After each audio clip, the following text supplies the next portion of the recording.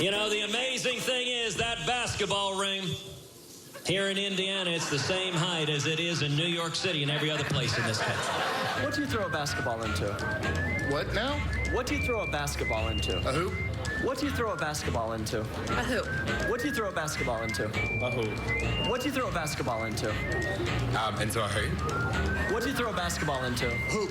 What do you throw a basketball into? The hoop. A hoop. A hoop. Basketball hoop. A hoop. Hoop. A hoop. A hoop. A hoop. What do you throw a basketball into? A basket. So what would you call this? A hoop. What do you throw a basketball into? A hoop. So what would you call this? A hoop. Would you ever call that a ring? No. Great, thanks. That's it?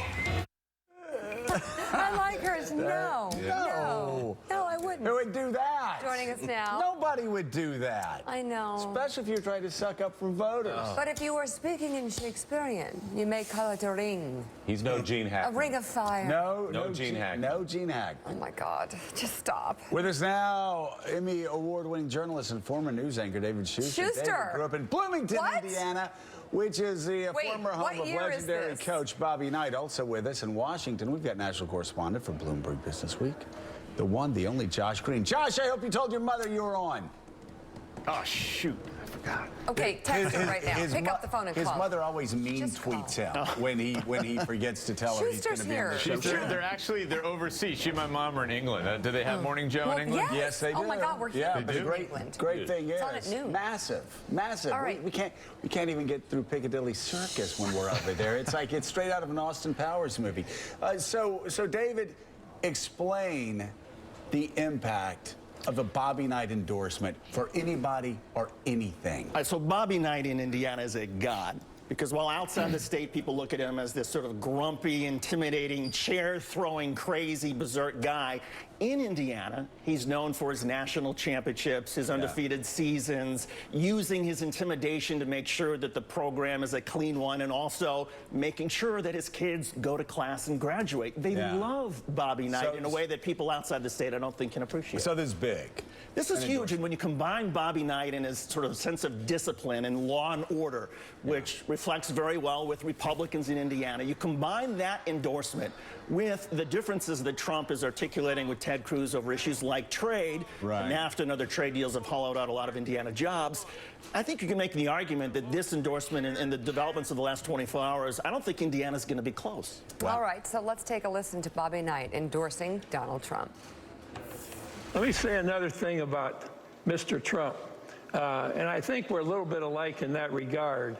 If we're involved in something where we want to win, and particularly something that's necessary, if there's something out there where we need to win, we're going to try and beat your ass every time we can.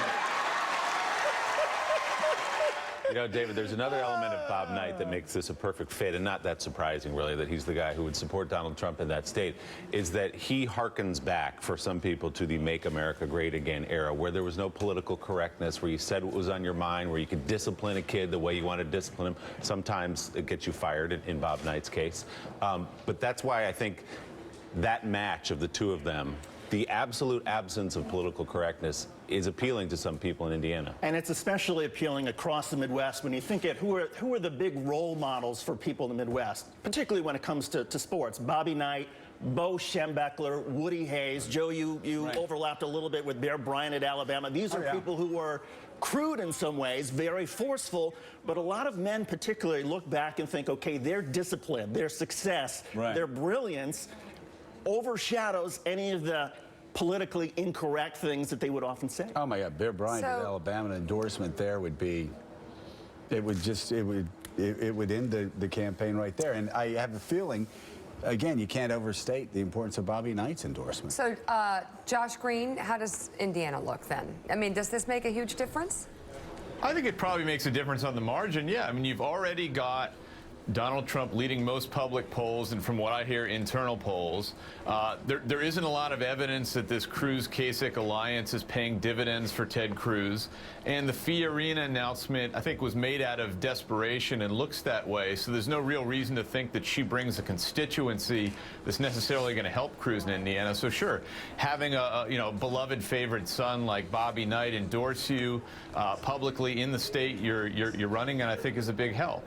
Yeah, and Steve Schmidt, if Trump wins Indiana, is it over?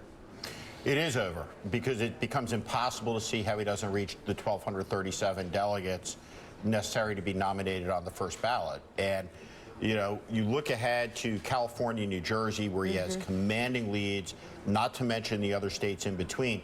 But this is the last chance for Ted Cruz to do well, to stop him to have any momentum in this race, or his argument falls completely apart.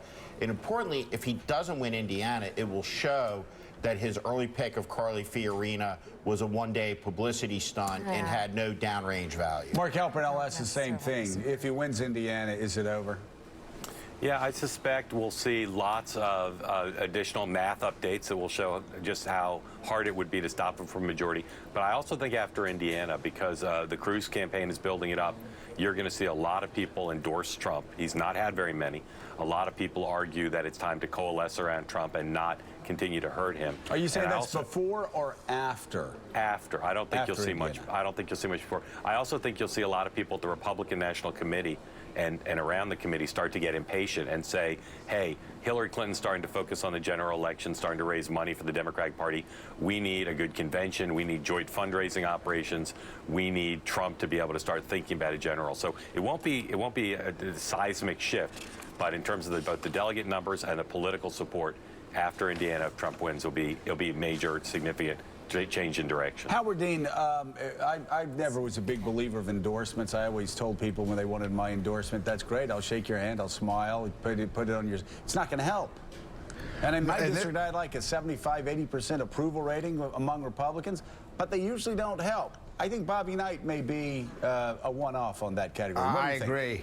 It is the same as Bear Bryant endorsing somebody in Alabama. I mean, this guy did more for Indiana basketball, which I have to say is the biggest sport in Indiana by far. I agree. Endorsements usually don't make much difference. This one does. And I was madly trying to figure out how to Google the word hoop in Canadian. Maybe it's ring.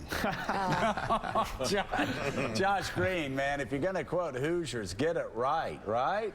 Yeah, you know, that stings. It's weird, too, because I know from talking to Austin Goolsbee, the former economic advisor, used to play basketball with Ted Cruz at Princeton. So the idea that Cruz can't say basketball hoop is just strange. That is strange. It's okay. David Schuster, final thoughts on Indiana, Donald Trump. Well, if you look at the big news, obviously Bobby Knight gives the Donald Trump endorsement and Ted Cruz with Carly Fiorina.